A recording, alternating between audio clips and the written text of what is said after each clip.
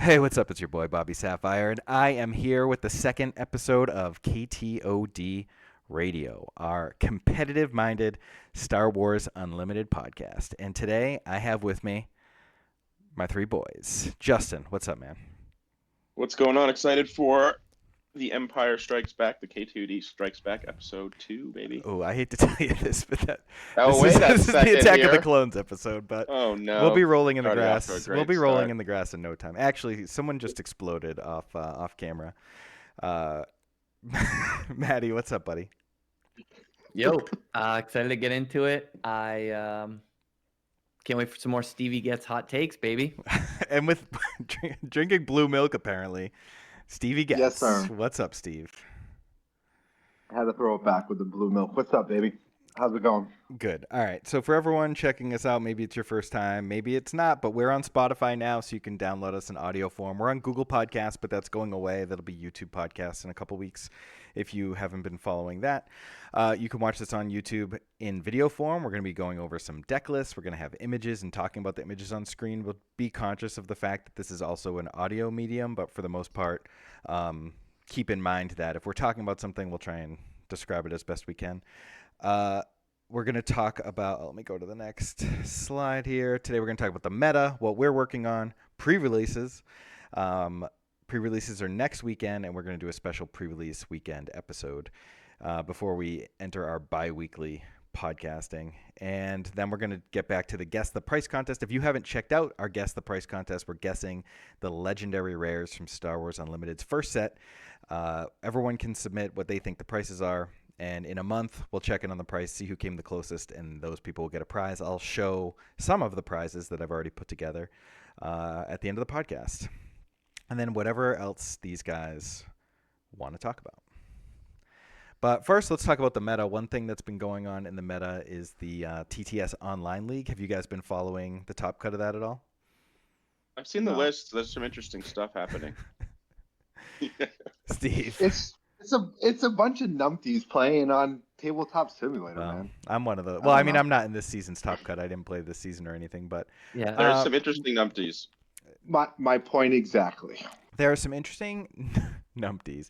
There are also some pretty good players that like I know to be pretty good players. So I think that there's that too. And you know, of the 7 people still in it, you know, most of them I know of as being good players. So I think it's Can I pretty. ask you a question?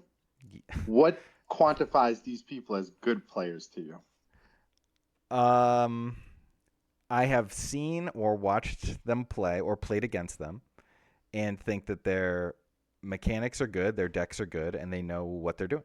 They think beyond level 0 when they play. I think for this top cut, not throwing shade, I think there's probably like a good half players. I think next season's top cut is going to be a little more competitive. Just kind of looking at some of the deck lists and how things have changed. We even already seen like a Sabine deck that doesn't play Steadfast. It's pretty, spoiler alerts, for future. It's pretty standard now in the Green Sabine. Just little stuff like that. I think it's going to keep getting better. But along Steve's numpty point, yeah, maybe it's not the most competitive one we're going to see. But we can get into that. No, but a lot of the good players have risen to the top, and that's like a testament to why I think like that element of the league is worth talking about.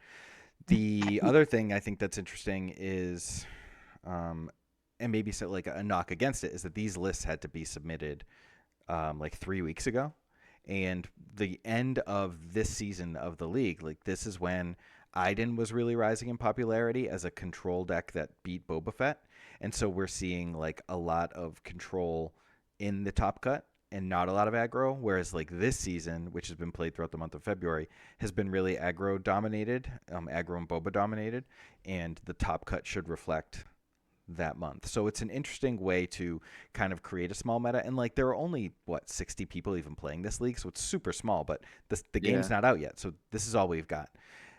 And it's an interesting conversation about the sort of top player thing too, because right now I think it's a lot of the players who play Destiny with you, Mike, and as we see OP sort of opening up in the fall, it'll be interesting to see what, if any, it expands, because the game is getting sort of targeted to be a little bit bigger.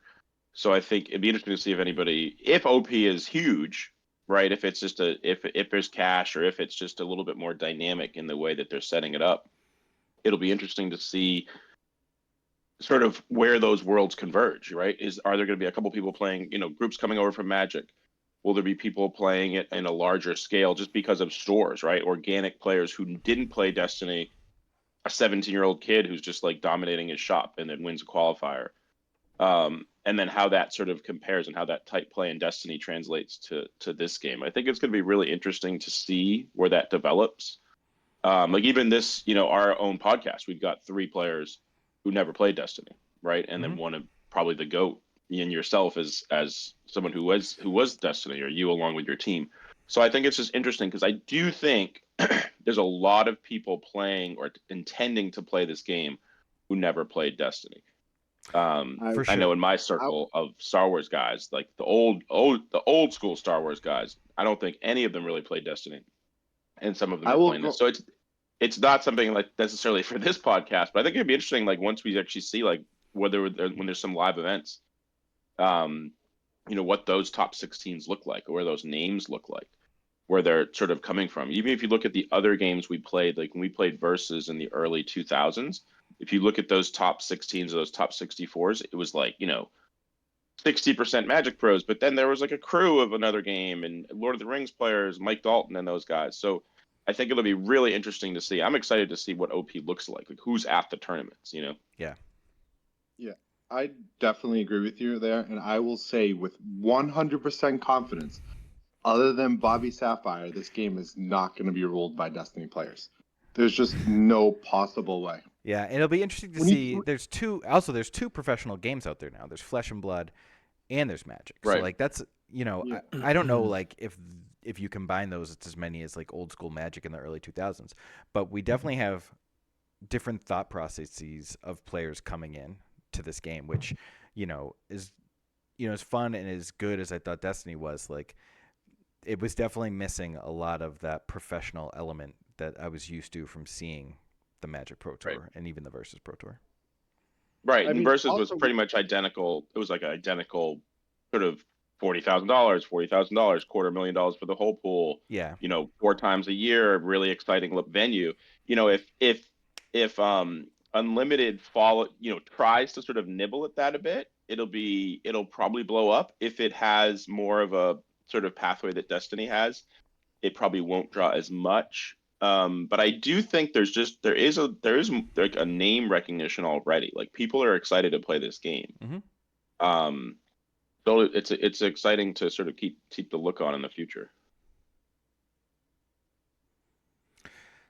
Anyone else want to talk about like impending OP before we talk about some of these meta decks and what is the meta? No, I think Justin nailed it right on the head. I mean, inevitably cash is king, right? So if they're going to start putting out money, you're going to see more of the competitive players from other games joining to try to get a piece of that, because they're going to try to port their skill set from playing competitive Magic, competitive Flesh and Blood, or whatever it is, to maybe a lesser known game where they can leverage that skill. This is why exactly I don't think this is going to be ruled by Destiny players. Yeah. I mean, obviously Destiny was a good game, and you showed how much of a gap there can be between like playing competitively and the 95% of the other players out there. So I think as the more competitive it gets, it's just going to widen that gap. Like even if you look at Star Wars, like remember that time period for 10 years where 99% of every tournament was won by one of the KTOD in some form or the other. Like once you have teams that are established and know their system and how to work that into other games, there's no way your average person can just jump in and compete with that. Yeah, it'll be interesting to see where OP falls. But let's talk about the teams things too is interesting. Like what who sort of aligns with who. If people sort of gravitate from Destiny, and there's sort of like various Destiny groups, and there's various other groups joining to kind of coming together. One thing just to kind of reset ourselves with the meta, I think the deck lists from these events are really interesting, but I also think like the deck techs that are out there, like when I think about the meta sort of going forward, I don't necessarily, you mentioned Mike that the lists were from maybe 3 or 4 weeks ago. Mm-hmm. I think like shout out to Maddie, like the Iden deck list deck tech, excuse me. Like that was huge. And then your green Sabine one, like to me, those are sort of the interesting sort of gravitational points. Because I think with top 8 lists, it's always unique because you look at like where someone's mindset was. Maybe it's a really solid player who was just like, oh, I'll play the one I played the previous event, right? I think someone kept the exact same list. Yeah, actually, it's on the screen right From now. Astrotech kept it. Yeah, I Astrotech. think the main yeah, deck so is like the same. Astrotech is crushing with this same list, so he's just like, I'm gonna run it back. But like if you look at like Maddie's Iden, I would like to be Maddie's Iden against this list, and he's sort of evolved it. Or like, when we were first looking at Sabine, he got outclassed by the Boba lists pretty quickly.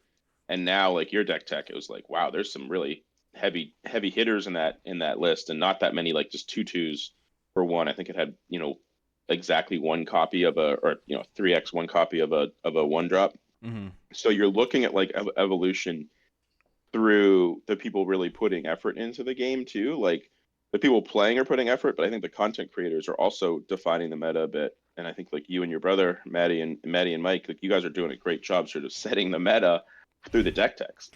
Yeah, I mean it's a very small community of like who's looking at those, but I'm interested to see who else makes them. I mean, other people are making deck techs. I'm trying to watch as much as I can just to like get an idea of where the meta is going to go.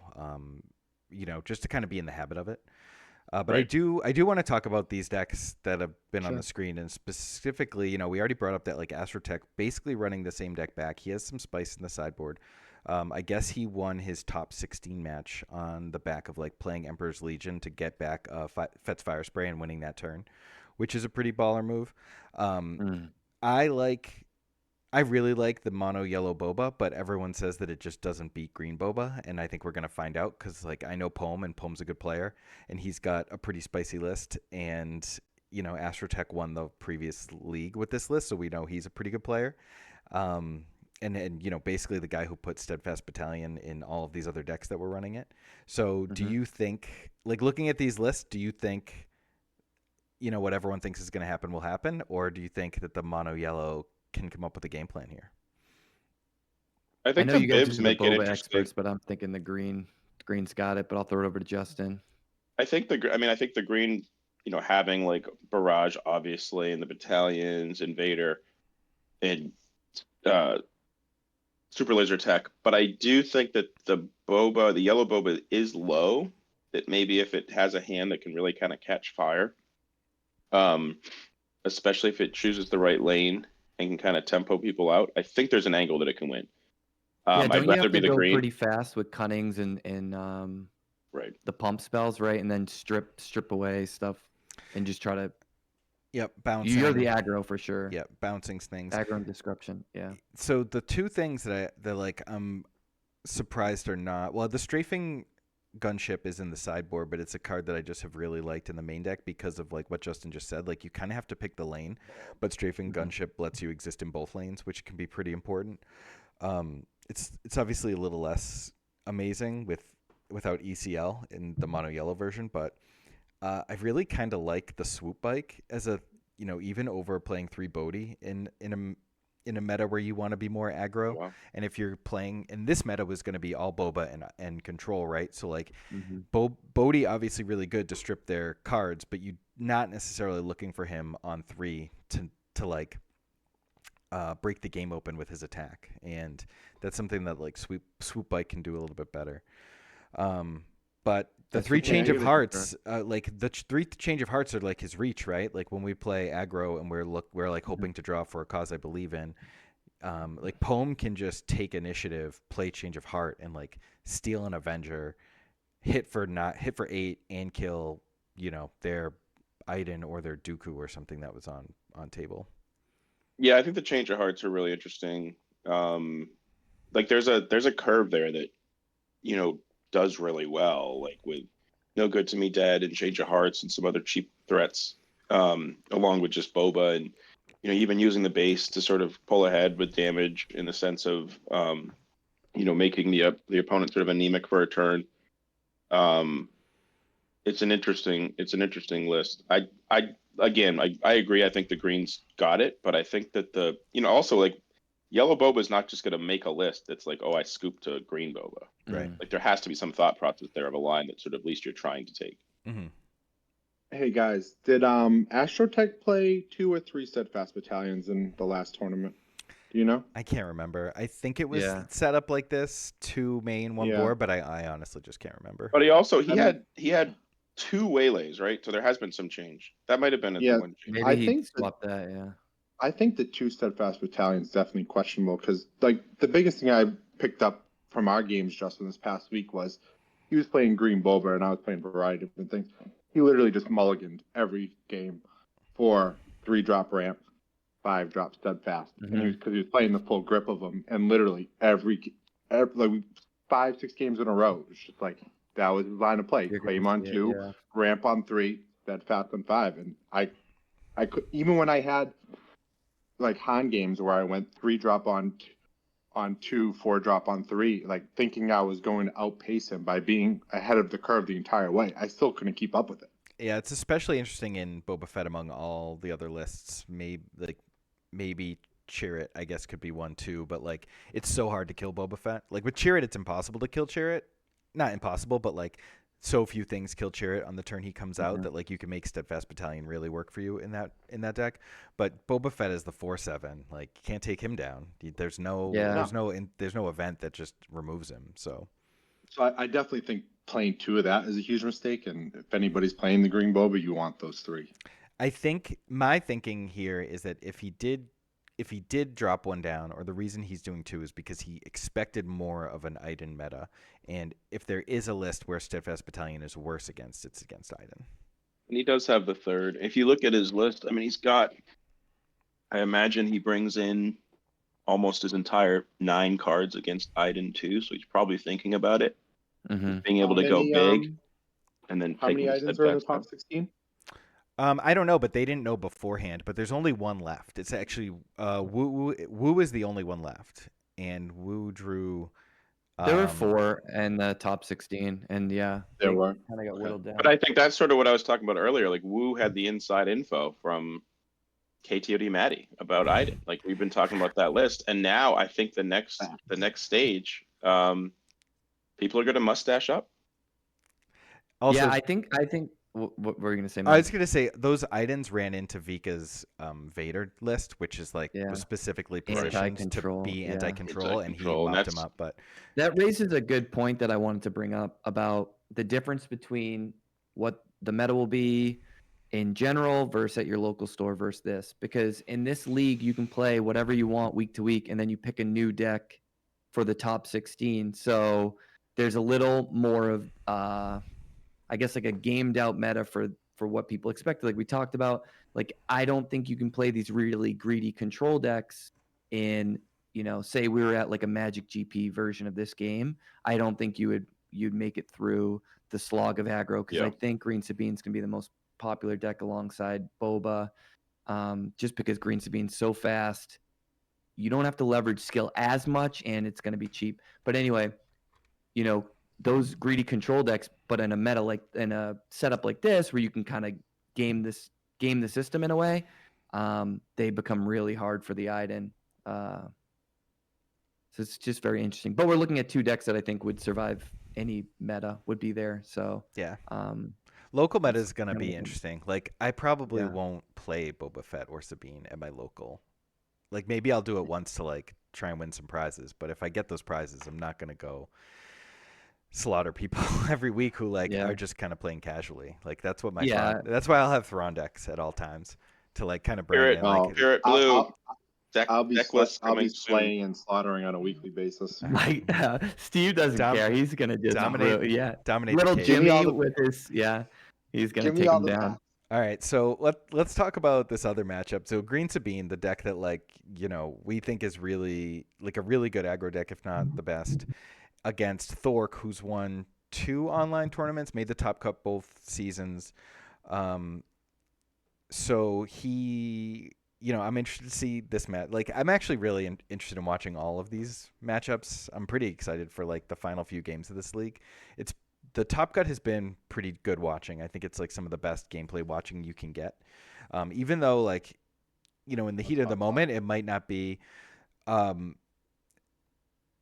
people make mistakes playing, but like this is a very difficult game, and sometimes you have to make a choice. Like you have to make a gut call on a resource, and then 3 turns later, you like find the reckoning of like your bad decision. So, like It's also really early in the game. yeah, but also there's something we said in miniatures play where like high level X-wing looks like low level X-wing, because when you have 2 players who are like really know what they're doing, you really have to like think outside the box in terms of how you're going to circumvent like the normal progression of play.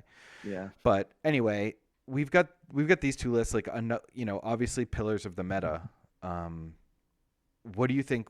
We've seen in our version the Green Sabine be able to hang with Boba Fett, maybe even be like a 55% into Boba Fett, which is like about as good as you can ask. But yeah, but no steadfast. No here, I think, is no what's battalion. Yeah, like Wolf instead of battalion just seems rough.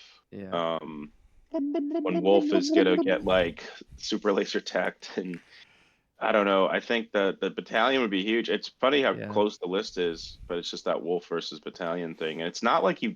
I mean, I don't feel like you need the extra 2-drop in the Sabine. Like I would say it's probably for the anti-heal, like maybe even again, like thinking about how much Iden was being played or how much Iden was expected, and you play the Wolf main deck hoping to face Iden, but when then you face like a really aggressive Boba builds. I mean, a quarter of the field was Iden. And Al, from what I've seen, has it in his list now because he's waxed me in the mirror. He drew it every game, so he has it now. But I mean, 3 weeks ago, that's the didn't have thing. all the I time. like the U-wing. I think that'll maybe give him some edge there, and the grit 6-drop. But I think Boba pulls it out. I mean, the Boba's got the Greedos. It's got probe droids, just trade early. Mhm. It's kind of got everything it needs. The Traitors could come into play. Traitorous is really good in this Yeah, matchup if it especially can get against there. Wing Leader. Al does have the Fang Fighters in the board, but only 2, and who knows? You've got to be on that plan when they're on that plan. That's the tough thing about this game is like the silver bullets are very narrow. You can And they play have the to Fang- be at the right time. Yeah. I think this is again future podcast, but like, the Traitorous dance with sideboarding is interesting too. Like if you have it in your main, yeah, do you board it out making a game note. 2? Well, if they saw it, you know what I mean? Like, did Yep. they see it? You have to keep track of those things. If they saw it, you board it out. If they didn't see it, you add it. And then like, you go ahead. Is it like, what's that movie? Princess Bride, where like, oh, well, you saw it and you're going to do this. So I'm going to do this. Yeah.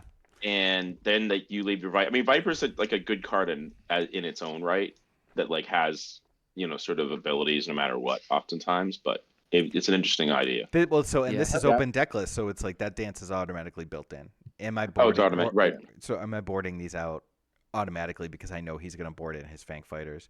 The Fang Fighters are still going to be fine because they'll pop the shields on Crafty Smuggler and Seventh Fleet Defender, but they're not a great. Or maybe not he uses it for that, and then he gets Traitorous. Like people Right, always and bring up that's another silver layer. bullets to me, but it's like people always bring up Wolf into Iden, and it is good, but it's like, are you gonna postpone your board development just and not play Wolf, or do you need to play it early because you need a 3/2, and then it's not doing what you want it to do? So I think, like Mike said, the silver bullets are a bit narrow.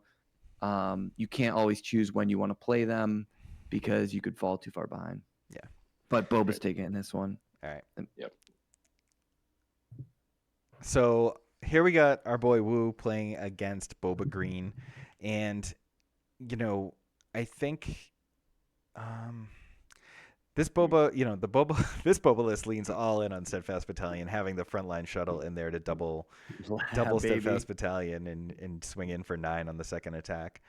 But Wu, I had to like adjust the the visuals of the slide because Wu has so many like one-ofs and 2-ofs, so his like had 4 rows. But that's control. Fan of the 1 and 2-ofs. Yeah, I mean that's control to me. Is like you're I think trying to control what you think is going to happen. I'll lay 2-1 on any amount of money our listeners want that Wu takes this match down. All right.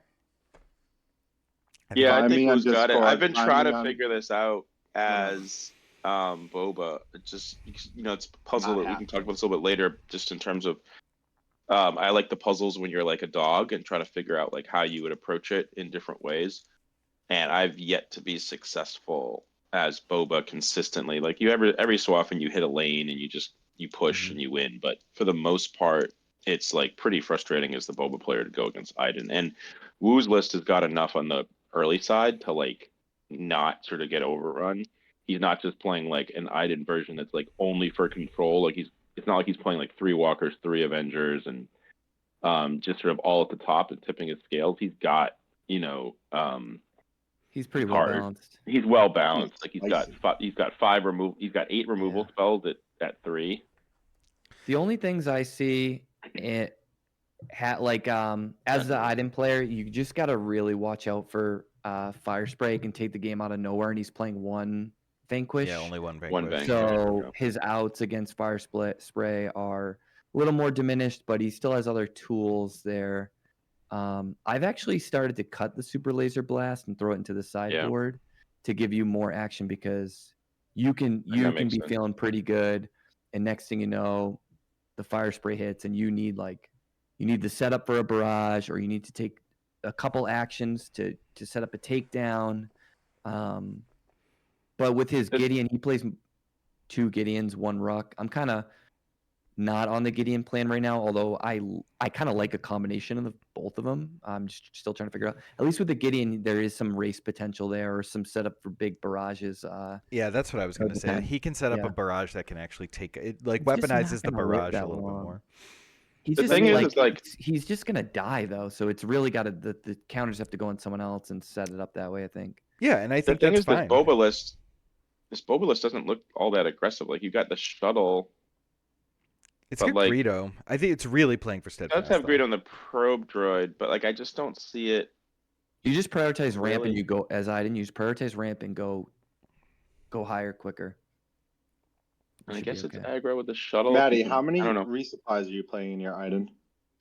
I think I'm on 2 right now. I always bounce. Okay. It just depends on the meta, and right now there's more aggro, so I'm Yeah, on control's 2. the hardest list to like ever say is like set, because you know, as we're talking about, things change week to week, month to month. Like you got to be ready to adjust at all times. Although sometimes ramping into aggro, like I played some Luke into Sabine matchups, and I went 2-0 in one session in game 1s just by ramping. So, but I think 5's a good number, unless everything's like super control based. Yeah, I think the Super Laser Blast is interesting in Iden. Like, you definitely want it in the board. Do you run one main deck just to keep them honest? To have it, yeah. Yeah. I think the most interesting aspect of that is when we did our last podcast that had just been released, and we were all about it, and like that was like one of the hot talking points of our last podcast, and how we thought that it'd be so impactful. And now we're already just, a couple weeks later, and people are talking about not even wanting to main deck it anymore. Yeah, so it just flip flops. I think bombing run's the same way. Like, we're all kind of hyped about bombing run. I've seen one bombing run played. It was last night on the late night stream, and like it was played. He was already dead on board, and he just played it to have something to do before he died. He actually, it was actually Gandork lost to Thrawn. Looked like my Thrawn list. I still think bombing run's pretty good. I think it's just for sure. It's just It's like it almost feels like it's going to be in some kind of either attrition based matchup, or you really stink against the air, because the air bodies are pretty smaller. So I know, but people come at, like, I've gotten several DMs after the Sabine video about Metal Ceremony, and like, yeah, it's against it. Just like, people aren't on it. People think Metal Ceremony is not good, and just like having a way to change the math on things, especially things like bombing run and just combat in general, for free. Yeah, they're wrong. Is like, Metal Ceremony's nutty. Like, especially when new math. It's the only free new card. math. And especially talking to Mike about it the other day, like any green deck, it's just better because you're going to get that extra attack. Right. When you get the ECL, and you're like, all right, I have a Metal Ceremony in my hand. This might not be the best ECL, but it's an ECL that's going to create other attacks for me, and it's going to let me Metal Ceremony for 3. Like, that's a huge advantage, and it's another line of play that you get to take, even, other than like, I'm just going to sit here hoping I draw my Steadfast Battalion or my K2 or something. But like also Metal Ceremony for 1 sometimes can be great. Like there's just time, like if people watch your video, it's just about using all your cards, sort of saying, hey, excuse me, here you go, like deal with it, and your leader pings, like it's an extra damage. You know what I mean? Like Yeah. if even if it's just like a ping for one, it's like in Magic where you play that, like you draw your shock against control. It's a terrible card, but like you draw it and you just hit them in the face, and that's the difference between winning and losing. Yep. I mean, the stats are pretty narrow in this game. Like, there's a lot of 2-2, 2-3s, 3-3s, 3-4s, and then it really tapers off after that. Like, there aren't, you have to get to like 7-drop, and 7-drop Vader's still only 5 power. 7-drop Dooku's still only 5 power. So like, it doesn't. 1 point of health in this game goes a long way when everything is kind of understated right now. But yeah, I like Wu here. And then I guess all day, baby. And then this is what, if Wu wins, this is what he's facing. This already beat 2 Iden lists. Actually, like, he played a doubleheader and he just won back-to-back games in the same like 2.5 hour span. But he's got 4 surrender, 3 forced surrender main deck. What an animal. Vika, the forever world's runner-up of Destiny, he came in second at the final. Yeah, Star this Wars one's Destiny rough. Worlds. Who do you lose to This one- in Destiny? My arch nemesis, Andrew Rothenau, who won that world. Is that person playing this game? Your arch nemesis? I haven't heard anything about him playing this. He's been playing Flesh and Blood. I that tried the to guy reach out who to him. Let us know in the FU on comments camera? if you find him. That's the kid. He accused me You of said slow F playing you? him, and I said "F you." Yeah. Yeah. And we I He's like remember the that. joke. He's I like the found it Joker in jail, like who thinks like Batman's dead, and this is like normal. actually, I And think then in he this sees situation, you win a tournament, he like starts laughing maniacally, and he comes back. I think I'm the Joker in this scenario, but You're the Joker. He's Batman. I was kind of Yeah, branded not. as the bad guy in that situation. But so I'm probably the Joker. But the awesome thing about that rivalry, and like, we played in every major. Like, when I won Gen Con, I played him in the semifinals. When he won Worlds, Yeah, he was my you're only right. Swiss loss. So like, and we played each other in the Worlds where I came in third, and the Gen Con previous. So like, we were always playing each other, and anyway. You had a It's a dice good- roll it's to a good If beat this him, was like right? a 1990s jiu-jitsu movie, you guys would like fight in the first one and then team up in like the second or third. Or Yeah. Rocky. Yeah, you would team up. Maybe the third There's one. no team up. There's no team ups here. All right. No, Anyway, no. let's talk about Vika's I'm list. We don't have to mixing that talk about real fast. Destiny rivalries. But I do Well, I love think this rivalries. list- I think they're good for the game. This list looks sweet. Yeah. I think it's gonna be tough for Yeah. Iden to beat this. What's this going against? Or is it already? This already won. This is already in the top 4. So Oof. Wu, Yeah. the winner of Wu and that Boba Green by Kasan will be facing this. I mean, this is Yeah, he kind of just what. smacked around some Iden lists and this is the exact situation where if you can choose a new deck into a top cut, like this deck cannot hang with Devastators. Green Sabine, but this deck is Right. fire into the meta that he chose. So Yeah, congrats to Vika discard. for kind of seeing the writing on the wall with this top 16. But good example of what Three like, if you're Devastators. going to be a competitive player, you have to do every weekend. Is like, Right. what's been played, what's Mhm. going to be played, and how do I beat it? Yep. Like the Brad Nelson effect when he was like crushing those GPs over and over again. He was like defeating his own meta that he like created. He was like ahead of you himself. you gotta be ahead of the list. You gotta be on the 2 week from now list, right? Like, you Mhm. gotta beat what beats what's winning last week. Yeah. Billions, baby. Yeah. Game theory. Yep. This one looks wild. I mean, 3 Devastators, crazy. 3 Devastator, just like The forced dropping- surrender in the main is just wild.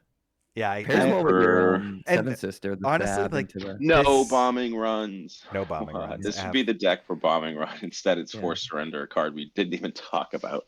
Yep. Oh no. But this is why, like, we just went through, the 3 top 8 matches, and then like this list. Like, this is why I'm kind of excited for this Top Cup, because like, these are cool matchups, and like, I respect these players, and like, I'm excited to see what they do. Like, this is appointment watching for me. I'll be watching all these streams. it is cool. Steve, I do don't you know if res- the next do time you we'll see respect this the deck players, again, Steve? though. No. This doesn't. You kidding me? There's like probably 5 people that play this game that I would respect, and 3 of them are on this call. Whoa, is this shade against me? Wow. Oh, wait, no. No, I'm including you. Oh, who are you leaving out? You might Himself, get himself. demoted to numpty status after that comment, though, Maddie. I think that mustache is rotting your brains.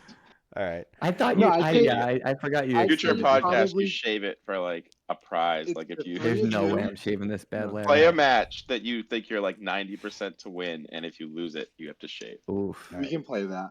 So we'll be I would back. say the people I respect are the three of you, Chrono, because we've played a dozen games and I just cannot beat that guy to save my life, and Chrono's then a beast. Bastion.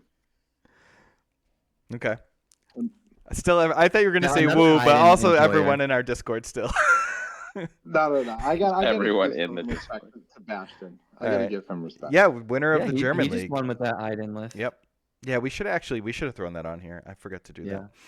All Congrats, right, Bastion. we will man. revisit them. Yep, Bastion's the best. Well, we'll revisit. It's a good the example meta. of what we were talking about earlier, though, of like people coming from really smart people coming from other communities and doing well, and just that's gonna be exciting. I think it's really exciting for the Destiny crew too, right? Like kind New of blood. like almost it's almost like a rivalry in a sense. Like no, we got it. You know what I mean? Like I think back at the old Star Wars game, like, Tribalism. that had The a thing, bigger the thing angle. that's ruining America, tribalism. But yeah, like I will the always Destiny get excited players to lose. Or even like the people we hung out with in versus, like not that we like hung out, but like there was a cohesion with like Alex Tennant and Kim and Dalton, and it's like we were kind of rooting for them at times against friendly rivalry? The thing that trying to think of like Kai Yeah. played and the YMG guys played and stuff like that. So it was like, oh yeah, like the decipher people versus the WotC people, and then it's gonna be fun. Hopefully OP. I think we're really all crossing our fingers that OP's got like this sort of marquee event that pops up and people fly to, and it's a big timer. Yeah, I can't wait Are for we the going to April London? podcast when we talk about you guys crushing London. We Yeah, going? we'll see. It's possible. We might. I've All right. looked it up. Well, speaking of London and playing, I asked everyone what they were working on, and these are the kind of the leaders that came up. We talked about specifically fine-tuning Sabine and Boba Fett. Maddie is working on Chirrut and Luke. Justin Just is disclaimer, I still think Iden is premier. It's just like there's nothing to add right now. So just trying to find new avenues. Yeah, I think that's the whole. That's kind of like the whole point. And like Iden is one like you always have to tweak, right? If you're playing control. Yep. But like just in terms of what we've been working on and what we're going to be working on, like I put a lot of time into Thrawn and I put a lot of time into Sabine. I want to move on to other things. And Justin wasn't around for the 2 weeks that we were like really working on Sabine. So one of the things he said he was working on is like figuring out the Sabine list, making tweaks, seeing where he can improve it. He and I have been talking a lot about Boba Fett and where to clear up the marginalizations in those matchups. Steve's working on Green Han. And what was the other one Also, you the said you were double working on? yellow, the double yellow Bobo too. I've been working on some play mostly Green Han and Vader. I have been working a little bit on Palpatine behind the scenes, but like I just can't get it to work. Yeah, that's basically where I'm at. Is I'm trying to revisit Palpatine and get him to work. I've been working on actually, me, Justin, and Matt have all been working on Chirrut in our own ways. And then Maddie's been working on Luke a little bit. So I guess we could talk about fine-tuning Boba and Sabine after, but like what is drawing you to Han, Steve? Is it the U-Wing reinforcements? Yeah, yes. It's two things. One, I think Han's ability, it's outside of the normal like mechanics of the game, right? He allows you to do things that normally you can't do. It's like built-in ramp, you can get ahead. So I don't know how necessarily good that is, but I think if there's some sort of NPE thing or something along those lines where you're doing something that's not within the normal actions of the game, it's going to be Han. I just don't know if there's enough cards yet to abuse that. So I've really been trying to do a green list where you kind of go 1 for 1 and you can get some incremental advantage. Like I've been really trying to do like Falcon turn 1, Ezra turn 1, and then basically trying to get a neutral board state or slight increments of. Basically, the goal is not to be behind when you go into turn 7, and then turn 7, I'm trying to U-Wing, drop a few guys, immediately claim, and then on turn 8, even though it's off, you're paying extra for it. I've been attack pattern delta. Mm-hmm. and then trying to swing in for the win. So basically, like, it's try to keep as much parity as you can up until turn 7, which you can actually get ahead. Your turn 7 is actually turn 6 as opponent's ability. And you're talking about Ewing for a resource couple- turns, not actual turns, right? When you say turn 7, you mean Correct. Yeah, the you're 7 talking about resource the turn. amount of Yeah. resources they have. I just Yeah. just want to Yeah. be clear for the listener. I was pretty sure. Absolutely. So yeah, so then you can Ewing on 7 resources. Hopefully, immediate. You don't have to immediately claim, but the idea is to like claim early so you have initiative going into base, 'cause Prioritize tempo realistically- over damage on that turn. Yeah, Yes, and then because you're on setting up the big one. then on the next turn afterwards, attack pattern Delta first, and then hopefully be able to swing in for the win. Got it. And what's cool about Han, right, is like 5 resources becomes 7 if they don't deal with him, and so Right. it happens. He It gets can happen to- really fast. He gets to Yeah. that 7 You can do resource it turn one faster than turn. anybody. Yeah, you can do it 1 turn earlier. You can't do it 2.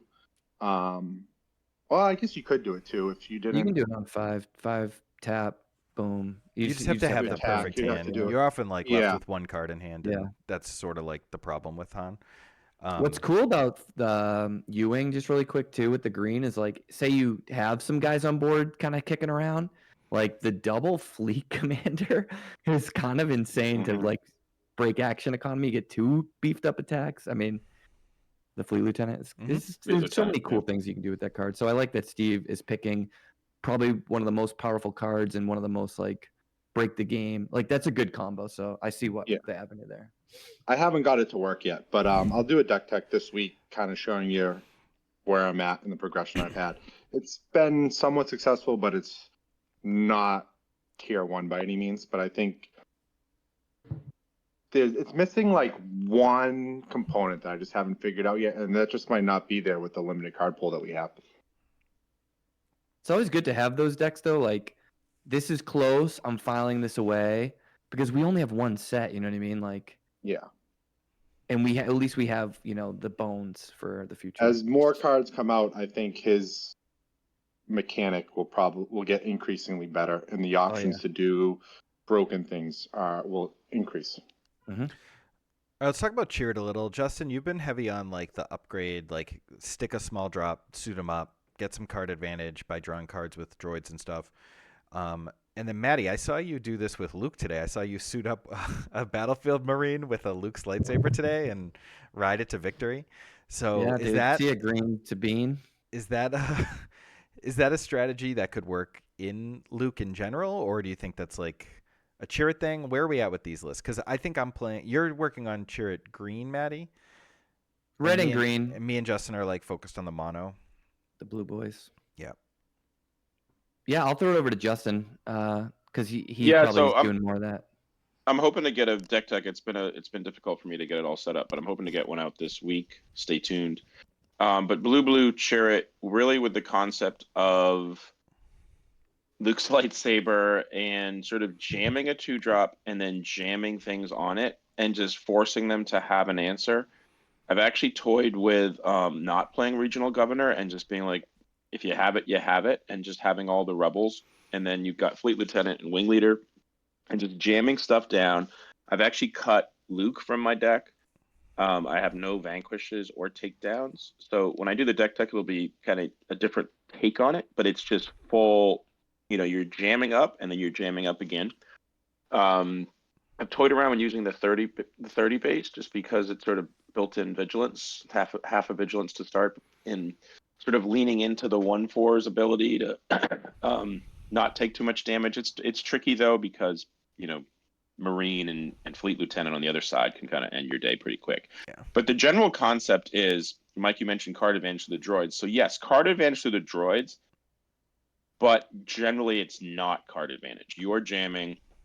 You're hoping you play against opponents that just don't have the specific answer to you. And when they do, you're like, okay, now I throw everything else on Chirrut. So your hands, you just basically want to just jam everything into Chirrut. So I flipped it. I wasn't playing Obi-Wan's, and now I'm playing Obi-Wan's but not playing Luke's, just to add the sort of buffer there and the shields that Obi-Wan can then pump. Right, you're sacking So card advantage by putting Yeah. upgrades on things, but I guess like I 100%. shouldn't And have like said there's card advantage, but the thing I was meaning was like the droids can provide some replacement when you're sacking 100%. card And I think advantage like that. the other thing too is like if you throw, let's say you throw a Guardian of Wells out and then you put a shield on it on your base and then you put a lightsaber on it, right? So it's a 5/5 that's attacking and they waylay it. Like, okay, they waylaid it, but like that means that their turn 3 was the waylay, you know, and then you're like, okay, you're one step closer to just jamming everything on Chirrut. And the other thing is like if you didn't lose your lightsaber, you did, but because you have 3 Luke's lightsabers and 3 Jedi lightsabers and 3 shock staffs, you're gonna have all those things when Chirrut comes out, and you're hoping that Chirrut just sort of rides his path to victory. And you know, wing leader on Chirrut can get crazy, and obviously there's like it's not tier 1. I would not, if I was talking about OP, I wouldn't take this to a great, you know, big cash tournament. I'm not going to take this to London, but I we think are if you were going. looking for something fun, It's a fun deck that can um, steal some wins, that's for sure. If the you whole can definitely meta still is win, and aggro, though, it's pretty good alignment. it's so good against aggro in my Yeah. opinion because they don't have, there are no answers, right? Like there's no answer to like a 4/7 on 2, and that guy just Yeah. wipes everyone out. And you Yeah. can, you know, obviously lanes, but then you're looking at vigilance killing a flyer, and Chirrut comes up and mops up. I will say this, and I'll get in more in the deck tech, but it's interesting that like it's an aggro deck that plays a lot of stuff on a unit, but you actually end up sort of wanting to play a weird control game sometimes, which is weird. Like you actually want to kill things because your trades, you don't like your guy just kind of mops everything up, and then you end up having a board state that's like Chirrut and a really big guy, and the opponent is casting their units that are like going to instantly die. Mhm. So it's an interesting angle there where you actually don't want to just, you know, attack bases. You want to get it to that point where you're got these 2 sort of massive heroes, almost like a Hearthstone type thing, and then you're just swinging with your heroes, your Twig of the World tree guys. The thing that I I like wanted to it. I say dig is it. the shield base is also half of a vigilance. Is it in addition Right, to the 5 thing? right. That's true. Yeah. But obviously not the one they I think I'm use back to the often. shield base. And the other thing is like building up the guy is like a way to not is a way to beat aggro because they can't deal with it, is like also a really good strategy in Sabine if we're gonna like segue to like how we're tweaking. I have kind of like trained myself to not like wing leader because I'm worried about things like removal blowing out the tokens. But when I play the mirror and people are like wing leader, or even just a single wing leader, I'm like, oh, I don't have anything that can deal 5 Yeah. damage. I Yeah. just lost because of a single wing leader. That sucks. But it's also something to keep in mind in terms of like, you know, why Metal Ceremony is good, why Wing Leader's good. Are there other ways? Like we've tried Academy Academy training, trading. right? Yep. Like, are there other ways to buff guys that we want to look at?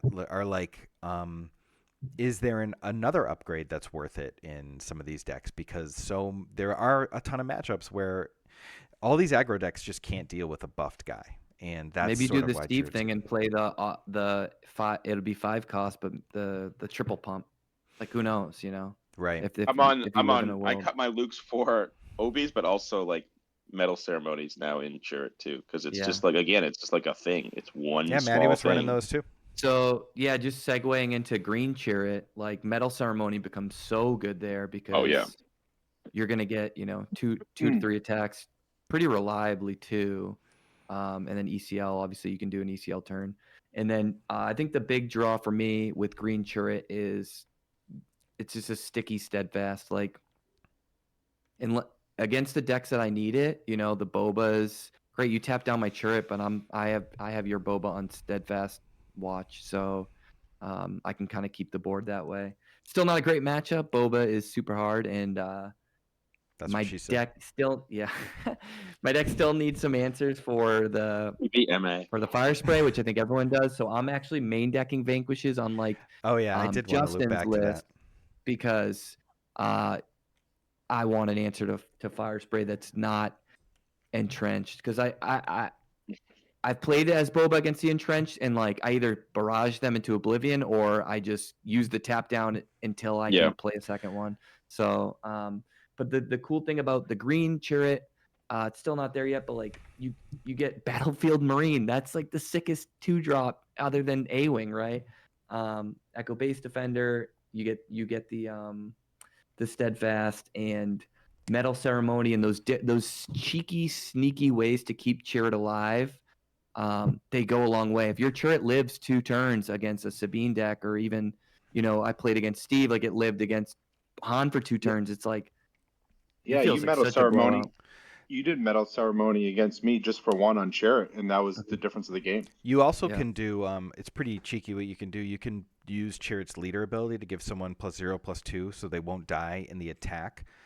Yep. Attack, kill something, and then Metal Ceremony up after so they actually And it live through lives. the rest of the Keep turn. them alive, yeah. That's Mhm. nifty. Cheeky. And if you keep them alive, then if you play it binds, then it like gives you more avenues to use it binds. Because I think a lot of us are finding a hard time if we want to cut it or keep it in. But if you play it with Metal Ceremony, if you maximize, it's not easy, but if you maximize Chirrut's tap ability, it will make your it binds live. That's there's where I kind of- was with the 30-point base, actually wanting to use the damage. So like I would get in situations where I would have it binds, and all my guys would have shields, Yeah. and I was like, what? Yeah, Like, and I would have it's- like a 3PO with a lightsaber, which would be like awesome to be able to get like 3 damage on it, and then like attack into something. Kind of what I was saying, like kill a marine, or kill like a Boba, Mhm. like a unit Boba, 3-drop Boba, and then like use the 3 to heal and kill if you had like a force, so like the Wills guy or Yoda or something like that. Yeah, it's a but little you bit of a end up just, non-bow. Like, it's really hard to get the damage on the guys when we're shielding up, but Yeah, shields are also exactly. so valuable. Yeah. It's I a think it reason makes why I sense to haven't keep been it, on but- 3 it binds in a lot of my Chirrut builds, because I mean, I want it on the Chirrut turn, but like when he has a lightsaber Yeah, and and that's he's only what you taking want. 1 damage, it's tough. You can also, just put a lightsaber on him, and then he's going to live longer anyway. So it's one of those cards. You got to find a way to maximize it, but that's one that could work for people. I'm still iffy on it. Whether I take it in, I put it out, kind of thing.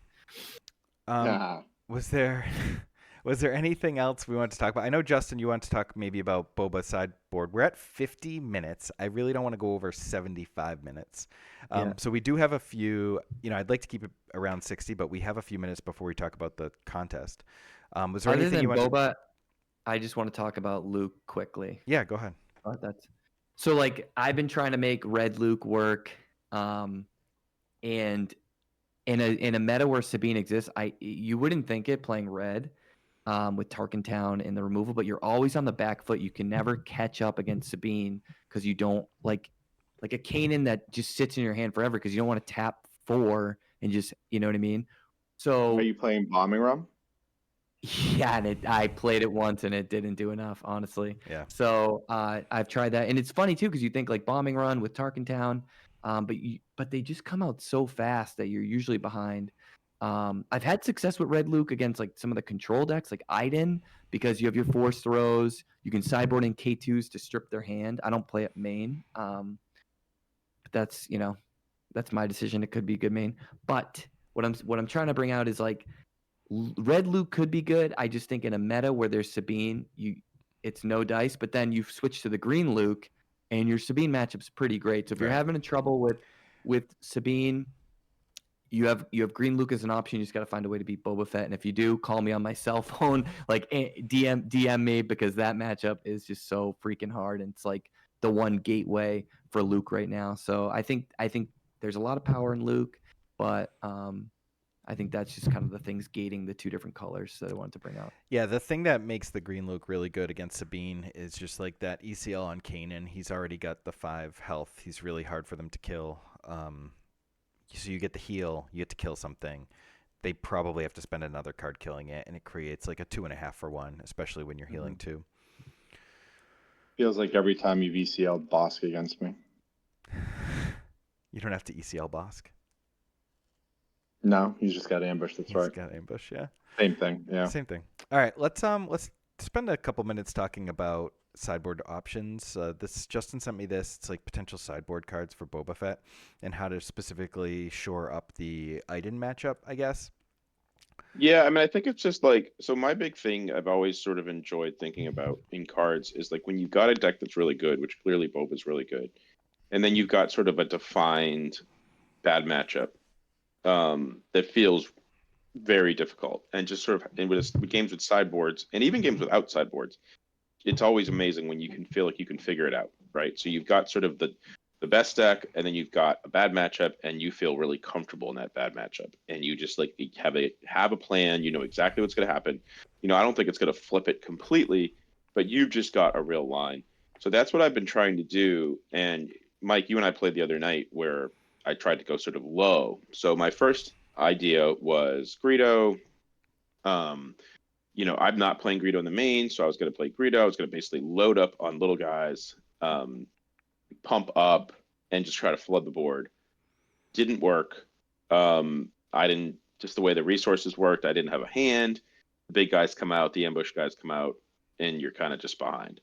But there's just other angles to take. There's lanes. Taking a heavy space lane is something that I'm currently on, that I feel okay with Change of Hearts in there, just sort of as finishers, and that's sort of where I am right now. But then you look at like, all right, what if you just completely have a 10-card sideboard for Iden, and you've got Devastators, and you've got like sort of a slower angle, and there's that route. And then I think the other side of it is, or are you viewing your sideboard just sort of as a traditional, like, okay, I'm going to have Sentinels for aggro, I'm going to have answers to upgrades. I just want to play it safe, and I'm just going to sort of keep like, oh, I got Traitorous. Okay, I'm bringing in an answer to Traitorous. Oh, I got aggroed out. I'm bringing in Sentinels and cards that heal off of bases. So I think it's just the interesting idea. I have resupplies 2 in the main. Like, you just go to the 3rd and play the big guys against control. So I do think there's angles in this game, and that because you're drawing 2 cards every turn, and you're starting at 2, like, you can kind of choose your own adventure a bit. It's not like in other games where you're an aggro deck, and I think we're seeing that in Sabine now too. Like, Sabine started out with all these little guys, and now it's basically just like a curve deck. Mm-hmm. So if you look at like Boba, Boba's got all these amazing 5s, and you got that sort of Boba 5 turn. But like, what if you're just like, all right, you know what? I'm Boba, and I'm like a control deck with Slave 1 and Boba Fett, and I'm gonna play my Devastators too and stuff like that. So I think it's an interesting angle. Mm-hmm. And I'm excited to try these out in practice more. I will say that I don't think the aggro plan works against Iden. Like, I don't think Greedo's going to get it done. Yeah, I think she's kind of happy to see someone go lower to the ground. Right. Strategies that I've seen work, not as available with Green Boba, is like the hand disruption. But I like the Emperor's Legion.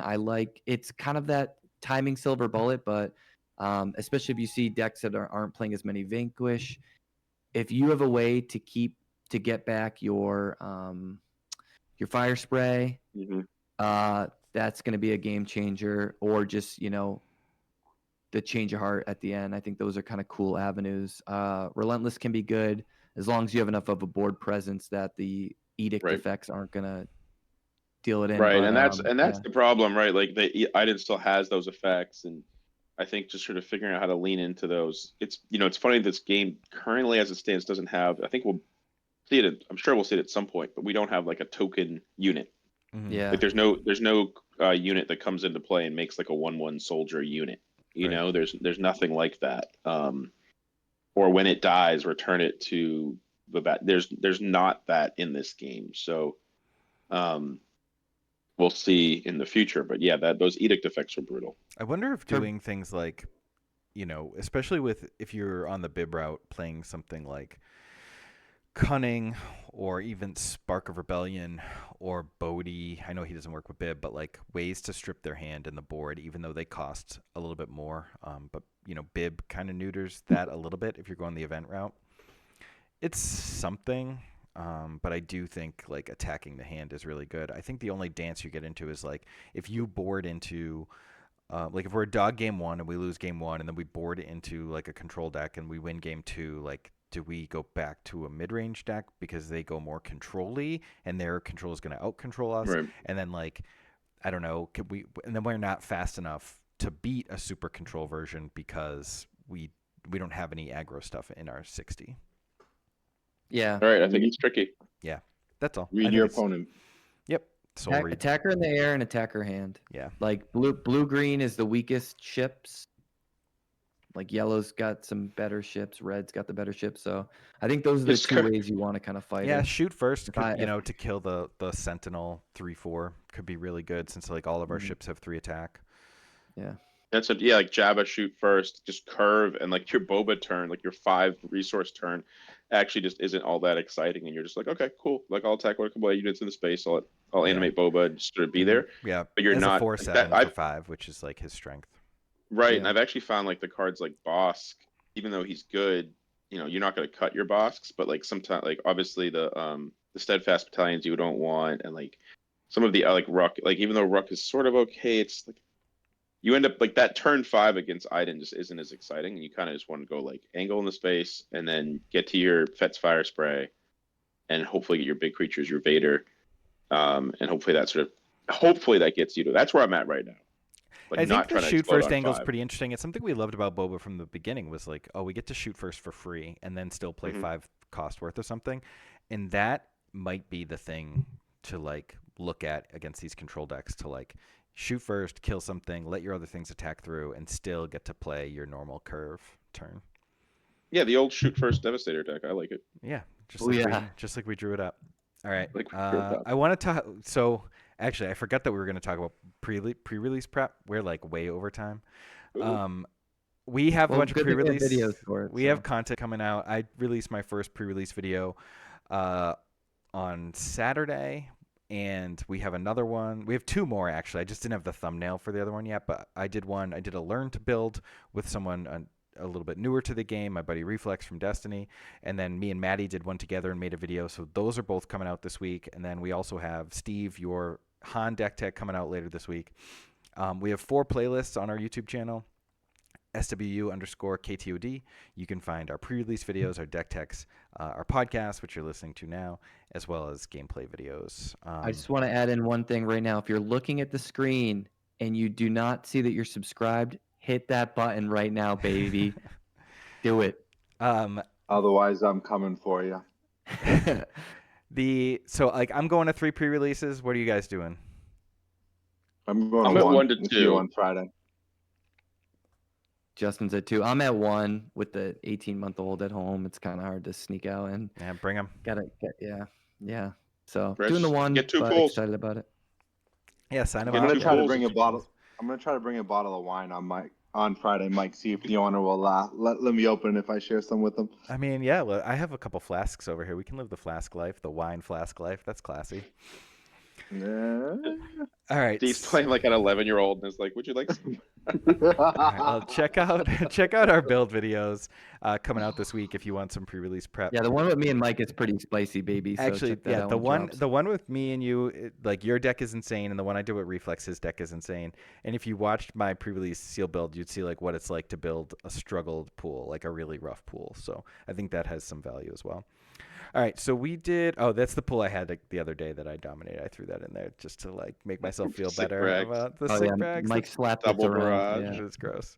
All right, Oh, that's Yeah. gross. so we're having a contest right now, and we have one between ourselves, and then we have a listener contest. We are doing guess the legendary card price, and like we're guessing now. The contest entries end when the set comes out next Friday, so you will be able to see pre-release prices. But what we're going to do is everyone's going to send me what they think their prices, or everyone has sent me what they think their prices are going to be 1 month from release, April 8th. And whoever gets the closest overall is going to win a box that's like the internal one. I have prizes for the listener contest, but we've essentially gambled. We've all anteed 8 packs. So we're going to get a box. The winner of this contest is going to get a box from each other. The listener contest. Mine's a donation. The listener contest. Right. Okay. So high. I know. Enjoy, Same. Mike. The listener went really contest high. is I put together like a token set, and like I have a month to find other things, but I've just got like initiative token from Laser Gaming. Shout out to them for sending me a bunch of stuff. Oh, those are cool. My dice that I made that just like are the the condition dice has 6 sides. Some shields, some custom tokens. These Emperor tokens were commissioned. These Royal Guard tokens were commissioned by me, so I'm the only one who's ever had them. And I'll give 3 of those away. Some shields. These Sabine and Ezra helmets were both commissioned and hand painted for me. Oh, wow. This Boba Fett token isn't, but it's so cool and it's high quality that I wanted to include it.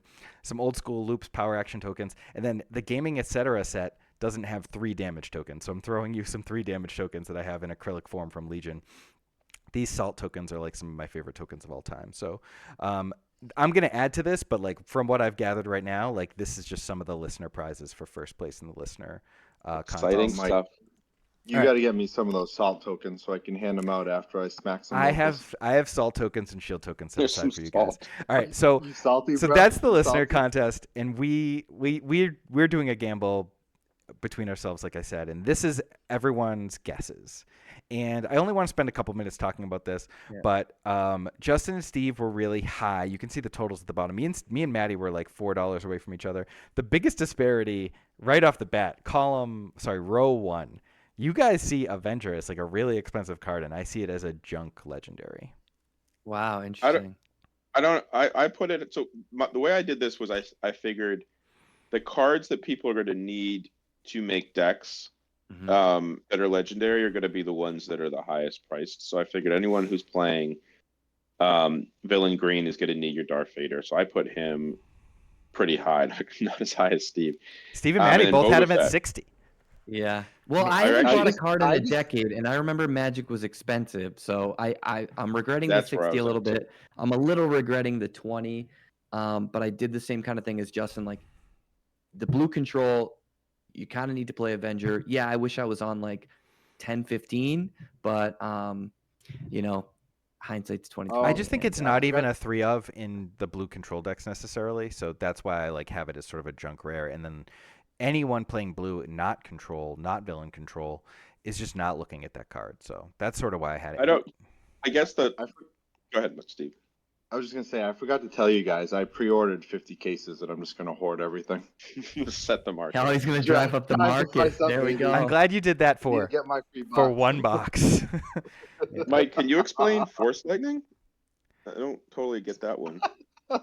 Oh yeah, I think it's actually going to end up being a premier removal card at some Can point. you? You're still high too. Yeah, I think Force Lightning is really, really good. I think that I'm we high on just don't everything.